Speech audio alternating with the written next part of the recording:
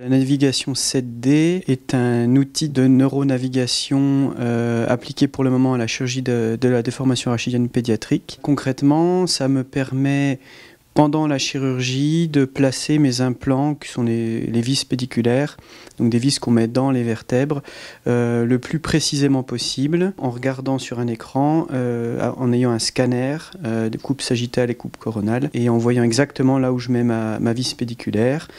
Parce que dans la colonne vertébrale, on a une structure essentielle au milieu qui est la moelle épinière, et à l'extérieur de la vertèbre, on a des parties molles, on peut avoir des vaisseaux, des racines nerveuses.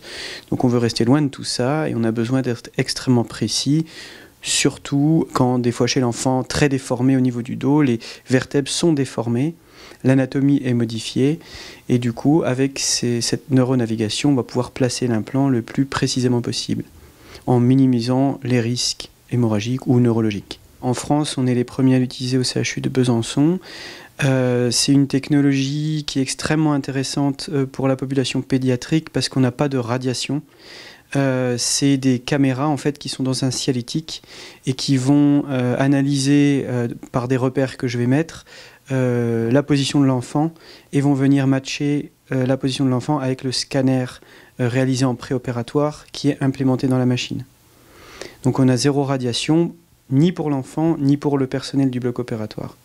Donc c'est une technologie extrêmement innovante, extrêmement intéressante de ce point de vue-là.